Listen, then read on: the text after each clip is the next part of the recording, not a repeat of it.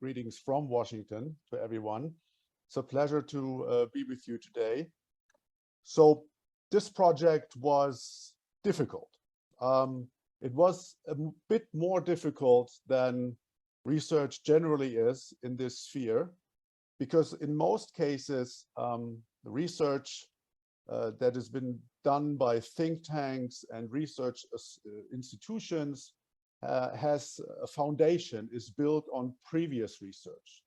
But what we found in our work is that there's actually very little, close to nothing, done already looking into the linkages between violence-oriented right-wing extremists, terrorism, and organized crime. There's some work on the so-called crime-terror nexus related to Islamist extremism and terrorism.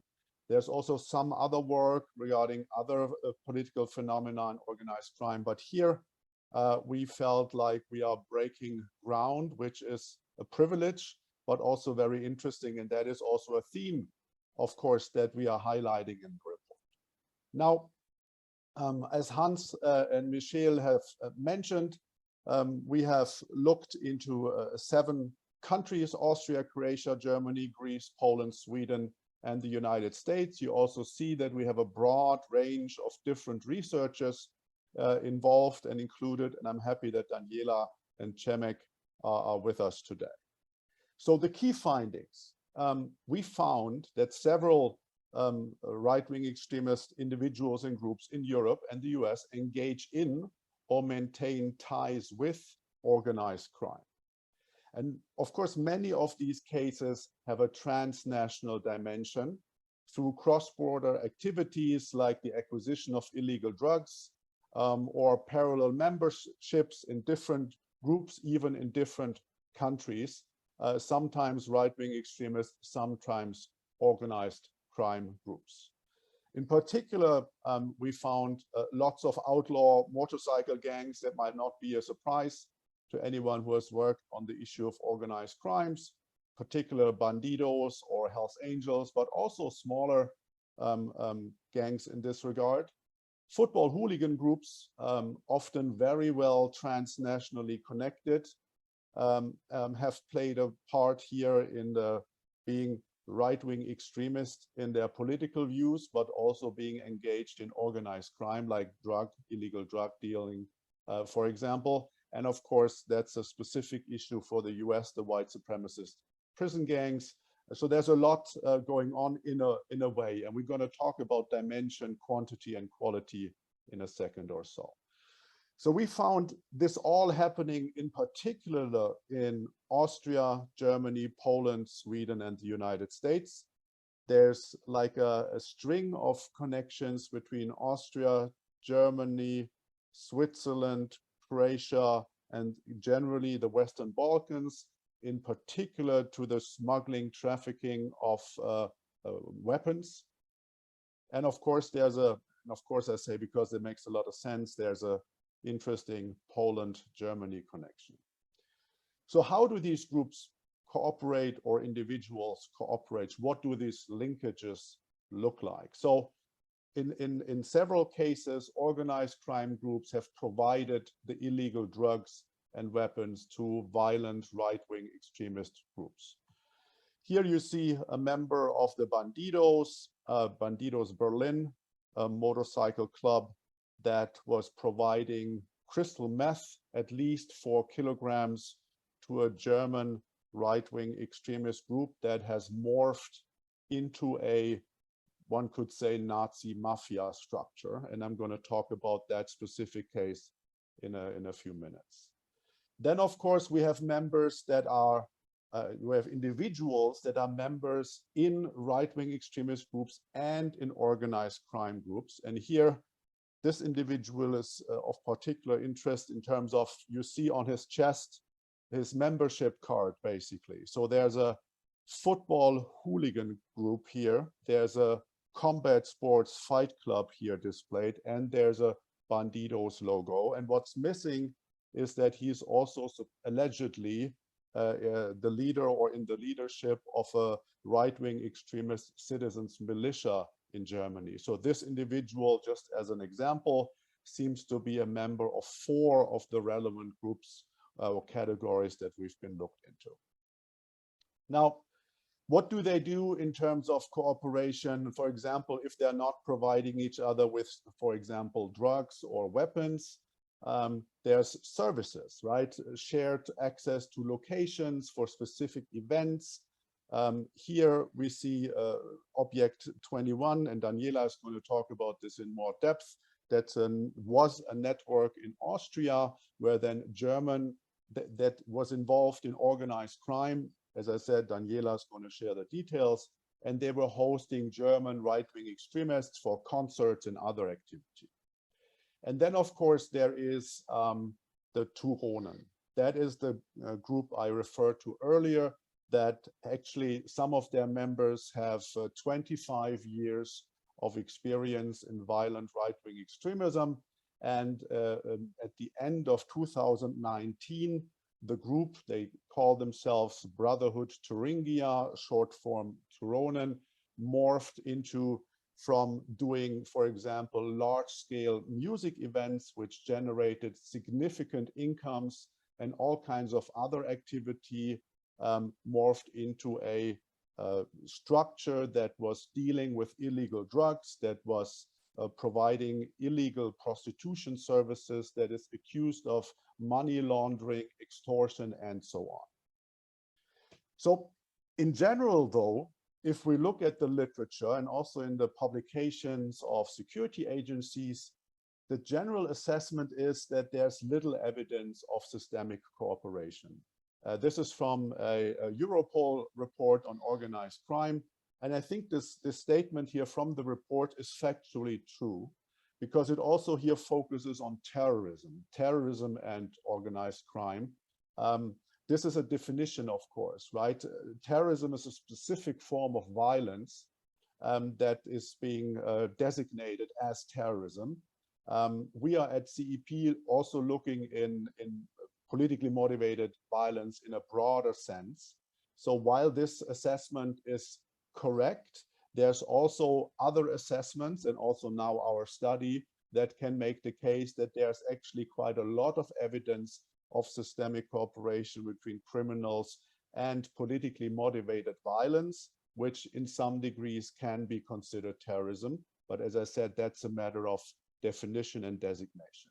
Now here, the Austrian Chancellor, in just 2 years ago, when a series of weapons caches were found during raids, highlighted that there is a dangerous mix of organized crime and right-wing extremism in Austria.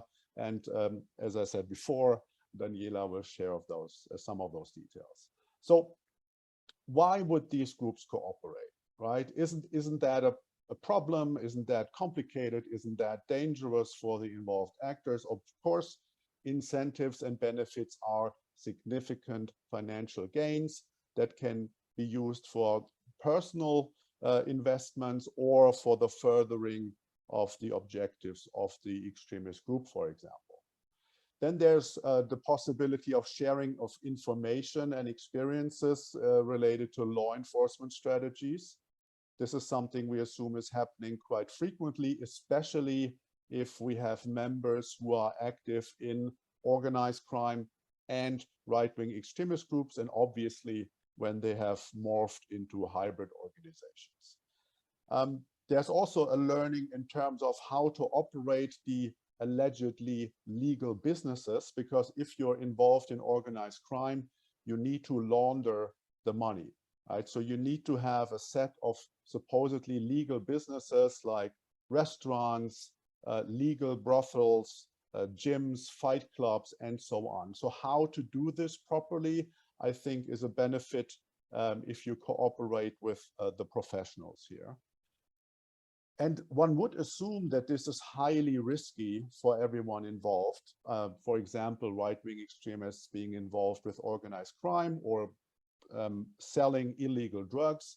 When we look at the sentences that are being passed by the courts in criminal proceedings related to the subject, usually the small fish are getting sentenced. So the people who are actually dealing, Sometimes also leadership of an organization gets sentenced, but that is rarely the case. We have not seen that a broader network was successfully investigated and taken down. So something that sometimes is being done successful in the fight against organized crime. So you go from the small fish to the big fish to the pond of the big fish, right? And you try to get the whole network, is rarely being done. And we've actually not found one case where a broader network involving right-wing extremist actors, organized crime actors, and affiliates were taken down. So there are, of course, risks, but they don't seem to be that high in terms of actual sentencing of involved individuals. So here are some examples how these hybrid groups who do both right-wing extremism and organized crime look like. So on the right side, you see classic mafia structures, the motorcycle gangs, you see the kind of crimes they commit. And on the other side, you see, not yet, but in a second, the right-wing extremists. But before, again, illegal proceeds need to be laundered, need to be made look legal. So organized crime actors always have supposedly legal businesses, security companies, restaurants, they buy real estate, or they operate brothels, or and so on to launder the money. Now, we have the same thing with the Turonen, that case I mentioned earlier. There's another network that is not as strictly organized as the Turonen in Cottbus, where, according to intelligence reports, more than 100 people are involved. So this would be combat sports people, this would be local business people, this would be hooligans, this would be right-wing extremists, building a network where all this is happening as well. We have the Austrian case we're going to hear about. We have 2 Polish cases we're going to hear about from Przemek, and they do the same thing. So this is just to show that we found with our research a series of organizations and networks that actually do the exact same thing as mafia, but they are also involved or were involved in right-wing extremism violence as well. So assessment, this cooperation, of course, between right-wing extremists and organized crime runs into some sort of ideological challenges, right? For example, if this biker gang is mostly comprised of people with a migration background.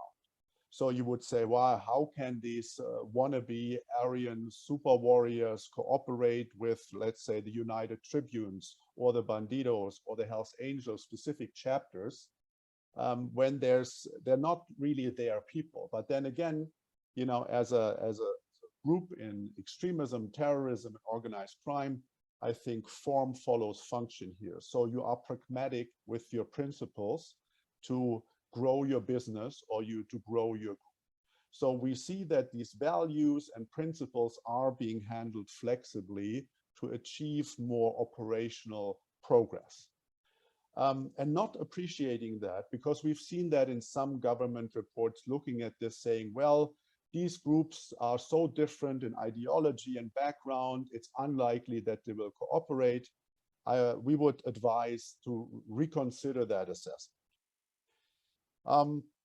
However, there are significant differences between the different countries we looked into. So in terms of how many connections we saw and how deep these connections seem to run. And this could be due to national differences between, let's say, Germany and Greece, or Germany and Croatia, right? Where there's a specific local or national context, developments, opportunities that explain why there were so many cases in Germany. We found 28 organizations being involved in organized crime and right-wing extremism. So having some sort of functionality in this context of the study. 14 of them since 2015, so just in the last 7 years, 14 organizations that were associated with this topic. So this could be that there's differences because we rarely found anything in Croatia, the colleagues from Croatia, for example. But it could also be that there's an absence of targeted and systemic law enforcement investigations. And it could also be that there's simply no statistical category that could reveal such connections, right? So what happens if a right-wing extremist group is dealing with illegal drugs? Law enforcement identifies this, makes arrests. So what is this now? Because there is no statistical category for politically motivated criminals being involved in organized crime. So what usually would happen is that this will be handled as an organized crime case by law enforcement specialized for organized crime and for the statistical category of organized crime or criminal activities.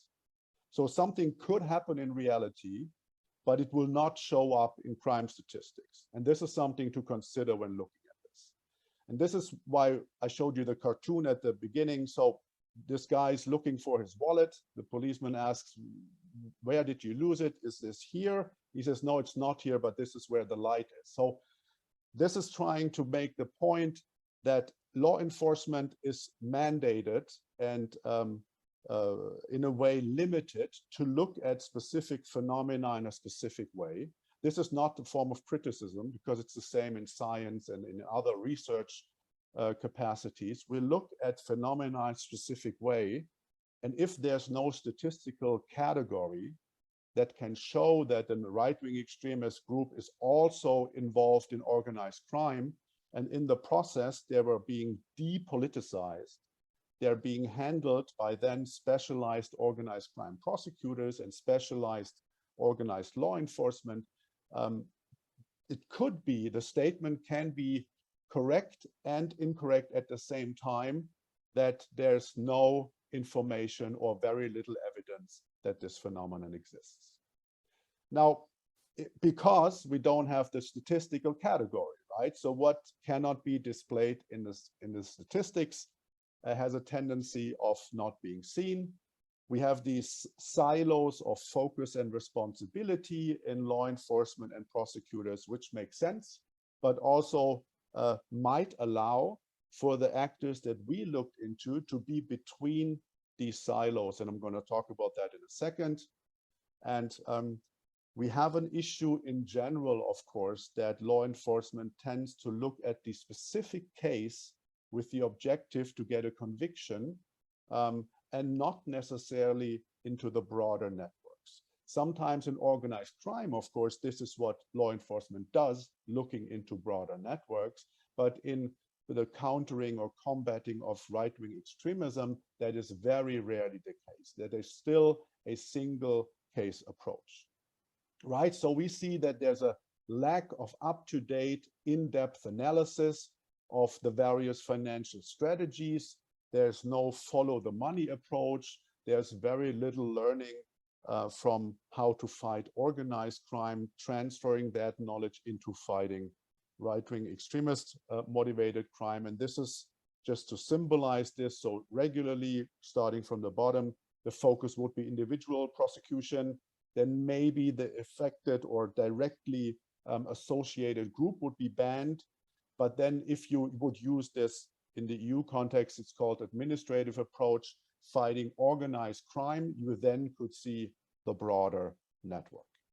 So create joint right-wing extremist organized crime task forces is one of the many recommendations that we do to find out, to highlight, to investigate what kind of linkages do exist in the respective countries, right? So because the different silos of responsibility limit a holistic perspective of what is actually going on. At the end of such a task force that is probably timely limited, as all task forces should be, there could be an assessment that there's really not much going on, or there could be an assessment that there's actually a lot going on, but this was between the different silos and there was simply no statistics to highlight that phenomenon. And just to show that, final slide, usually there's the PMC is the politically motivated crime, here right-wing extremism, law enforcement part. You have an organized crime, financially motivated law enforcement part. You have the prosecutors and you have the tax authorities. And in between here is where these organized crime, right-wing extremist actors operate. They try to live in the cracks between the different silos. And this is why we would need these joint task forces that for a specific time in the specific countries investigate what is really going on. With our limited means, open source intelligence, media, government reports, we found a lot already in some countries, but we are very sure that there's much more to be found. Thank you very much.